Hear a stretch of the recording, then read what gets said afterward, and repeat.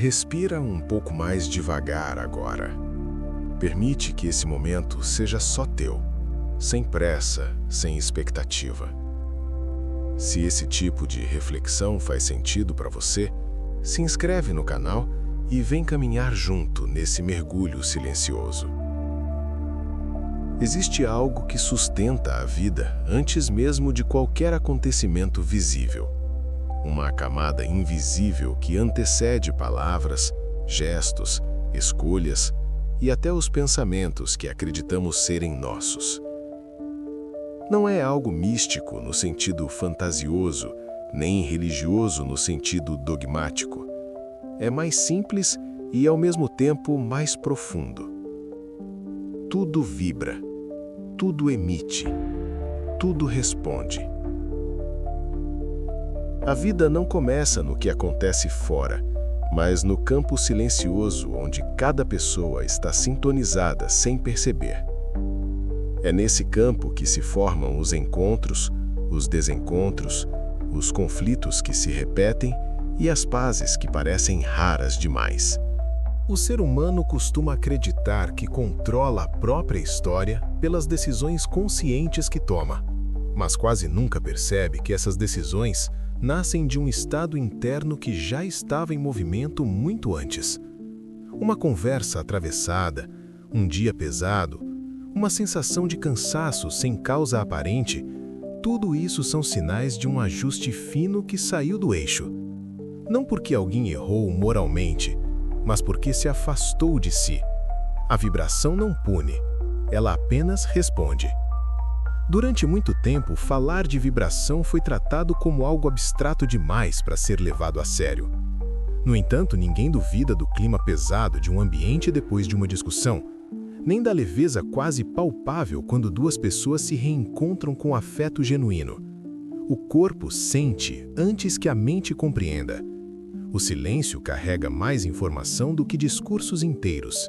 E o invisível, esse pano de fundo constante, sustenta tudo o que chamamos de realidade. Quando o mundo atravessou um período de isolamento forçado, muita gente acreditou que aquilo seria um ponto de virada coletivo. Havia uma expectativa quase ingênua de que o silêncio externo produziria clareza interna, mas o que se revelou foi outra coisa. As casas se tornaram espelhos. As relações, antes diluídas pela correria, ficaram nuas. O que estava mal resolvido ganhou volume. O que era sustentado apenas por hábito começou a ranger. Não foi um castigo, nem uma queda espiritual da humanidade. Foi um retrato ampliado do que já estava ali.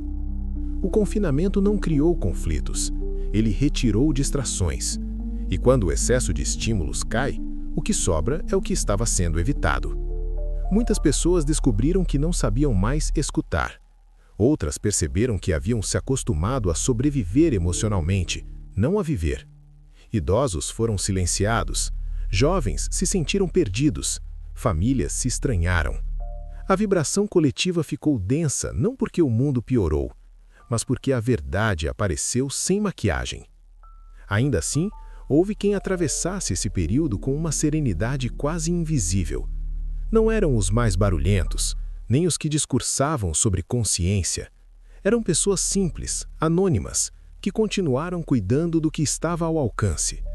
Preparar uma refeição com atenção, manter a casa minimamente organizada, ouvir sem interromper, sustentar presença sem precisar explicar nada.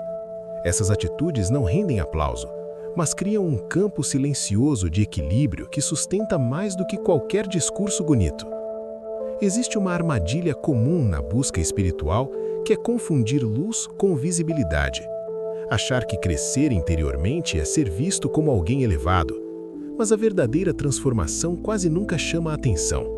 Ela acontece nos gestos repetidos, na forma como alguém trata quem não pode retribuir, na paciência diante do que não muda rápido.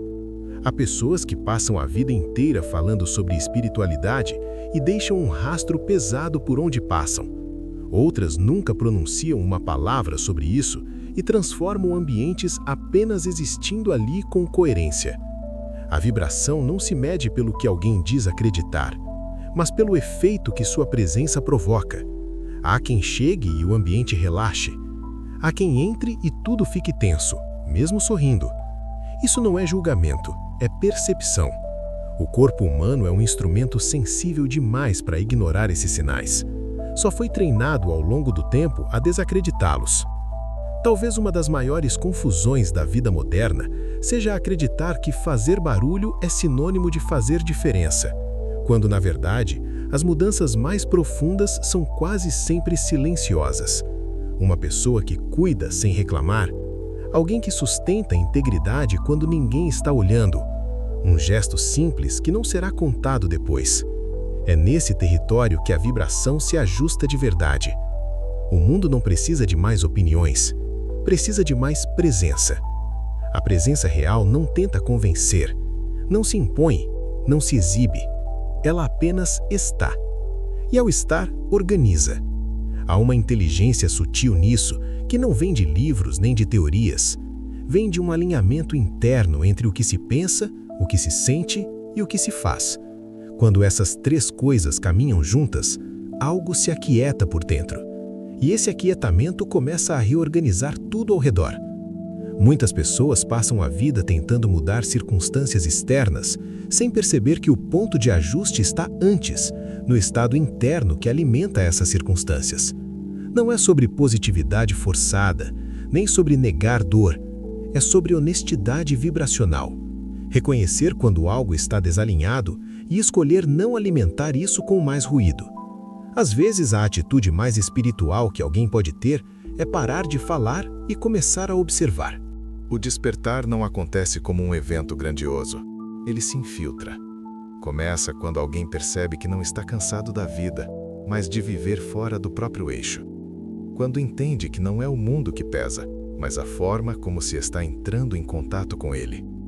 A partir desse ponto, algo muda. Não de forma dramática, mas constante. Como um ponteiro que começa lentamente a voltar para o centro. E quando isso acontece, a vida externa pode até continuar desafiadora, mas deixa de ser caótica. Os problemas não desaparecem, mas param de definir quem a pessoa é. O barulho do mundo perde um pouco da força, e o invisível que sempre esteve ali sustentando tudo começa finalmente a ser percebido não como algo distante, mas como o chão silencioso onde cada passo acontece. Existe um ponto delicado nesse caminho de consciência que quase ninguém gosta de encarar. Quando a percepção se amplia, junto com ela vem a responsabilidade. Não no sentido pesado da culpa, mas no sentido adulto de compreender que toda escolha interna gera um movimento externo. Nada acontece isolado, nada surge do nada. A vida não distribui acontecimentos aleatoriamente. Ela responde a estados, a frequências cultivadas ao longo do tempo, muitas vezes sem que a pessoa perceba. Durante muito tempo, a ideia de causa e efeito foi apresentada de forma rígida, quase punitiva, como se o universo estivesse sempre pronto para corrigir erros com dor. Mas essa leitura infantil não se sustenta quando observada com mais cuidado. O que existe não é punição, é coerência. A vida tende ao equilíbrio. Quando alguém vive em desalinho com esse movimento, o próprio sistema tenta reajustar. Às vezes de forma suave, através de incômodos sutis. Outras vezes de forma mais intensa, quando os sinais anteriores foram ignorados. Nem toda dificuldade nasce de algo feito nesta vida. Nem toda dor é consequência direta de uma falha atual. Há histórias mais longas em curso, fios que se estendem além da memória consciente. Ainda assim, mesmo quando a origem não está clara, a resposta sempre está no presente. O agora é o único ponto onde algo pode ser transformado. O passado explica, mas não aprisiona. O futuro responde ao que está sendo cultivado neste instante. O problema surge quando se usa o conceito de causa e efeito como desculpa para a inércia, como se tudo já estivesse determinado, como se não houvesse margem para escolha.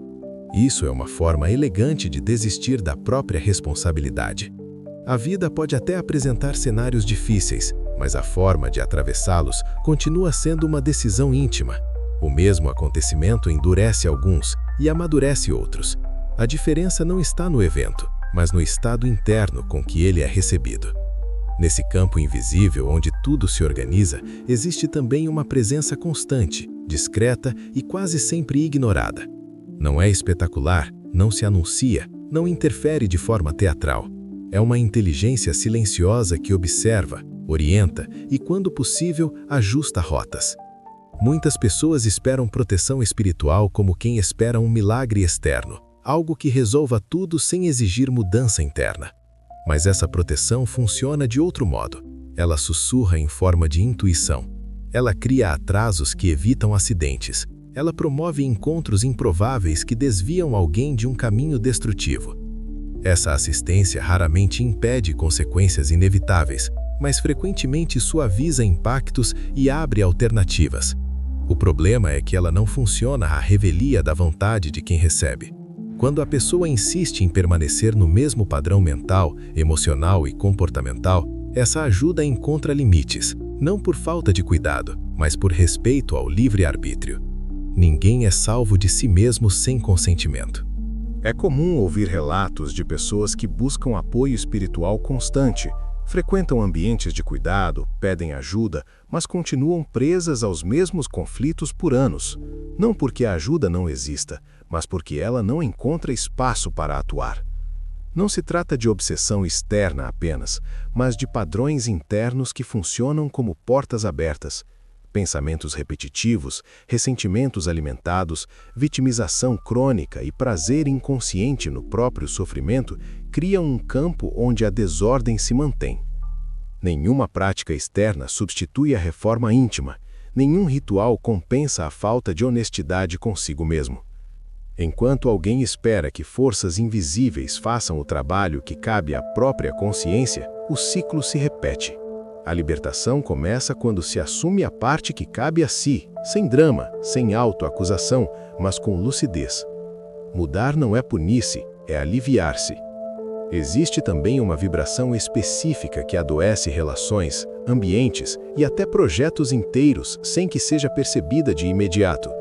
Ela se disfarça de admiração, de curiosidade inocente, mas por trás dela existe um desconforto silencioso com o brilho alheio. A inveja não é apenas desejar o que o outro tem, é rejeitar o próprio caminho. É uma energia corrosiva porque nasce da sensação de insuficiência e se alimenta da comparação constante. Em uma sociedade que incentiva a exibição contínua, esse sentimento se torna quase normalizado.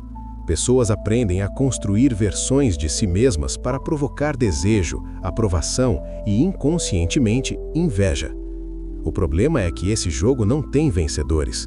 Quem emite esse tipo de vibração se desgasta tentando sustentar uma imagem.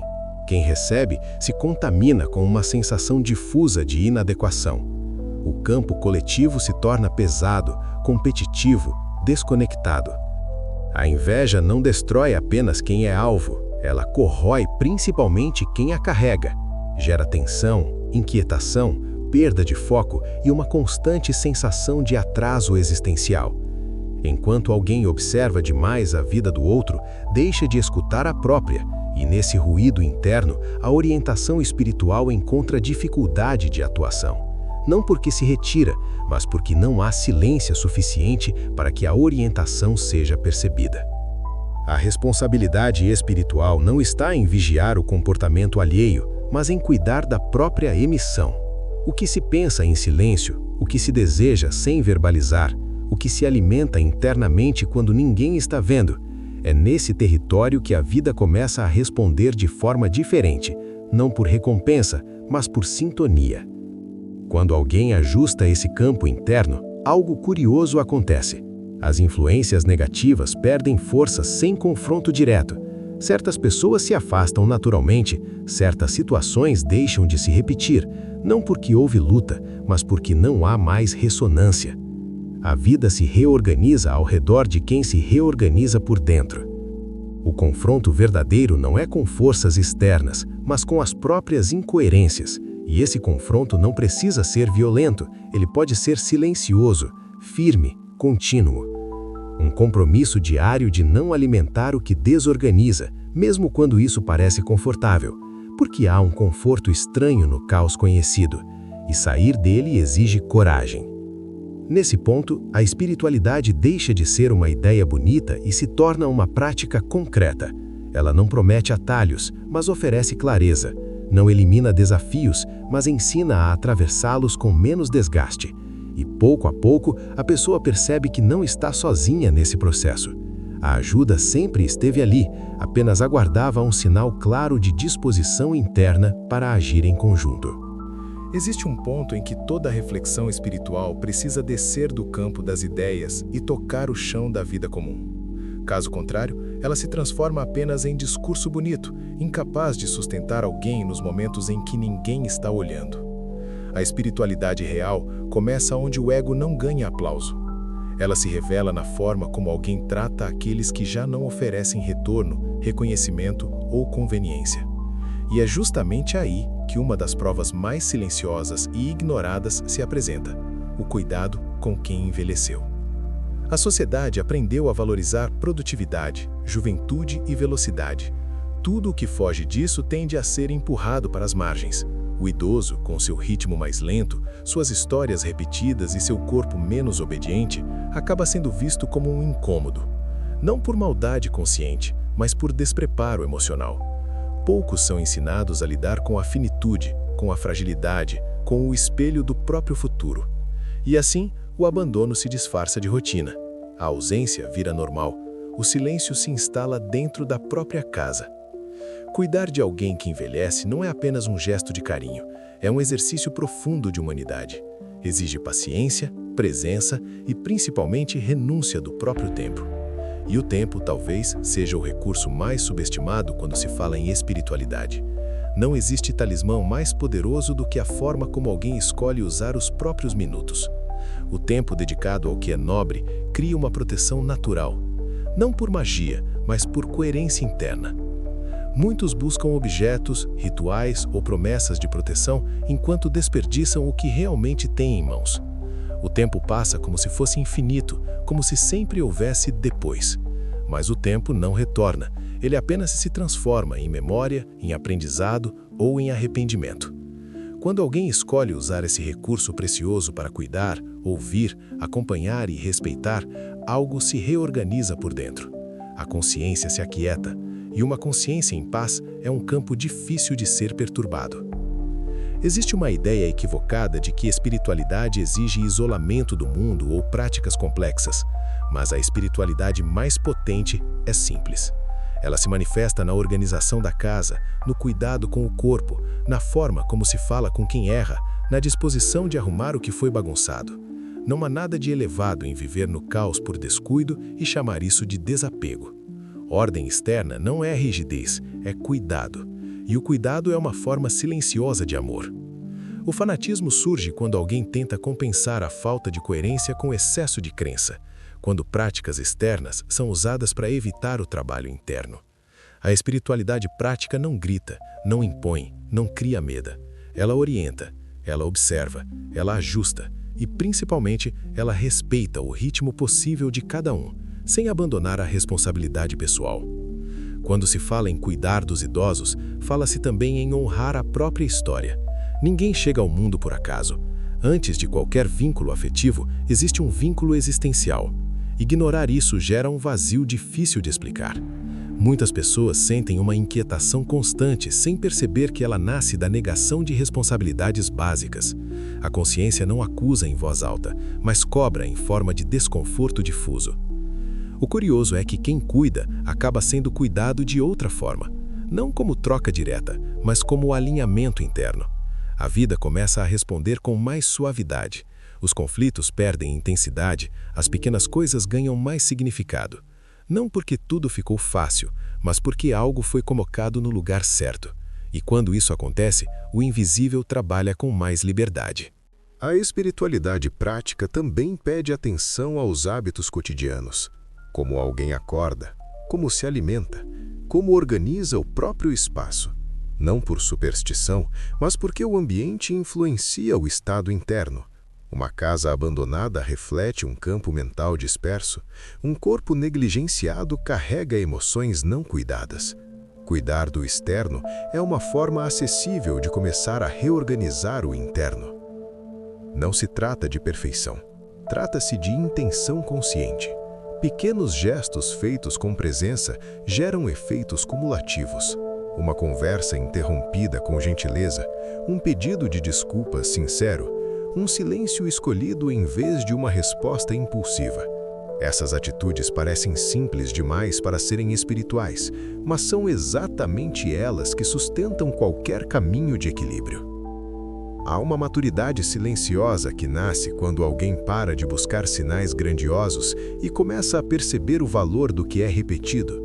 A vida é feita de dias comuns e é neles que a vibração se estabiliza ou se perde. Quem espera grandes eventos para mudar permanece preso à expectativa. Quem muda no pequeno constrói base sólida. No fundo, toda a espiritualidade aponta para o mesmo lugar: responsabilidade amorosa, não como peso, mas como liberdade. Quando alguém assume o cuidado com a própria emissão, com o uso do tempo, com as relações que sustentam a vida, deixa de depender de promessas externas. A proteção deixa de ser algo pedido e passa a ser algo construído. E assim, sem alarde, sem fanatismo, sem discursos excessivos, a vida começa a ganhar outro ritmo. Não mais guiada pelo medo ou pela fuga, mas por uma presença tranquila que sabe onde pisa.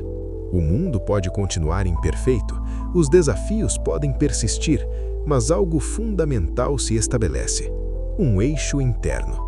E quando esse eixo existe, tudo o que gira ao redor encontra pouco a pouco o seu lugar.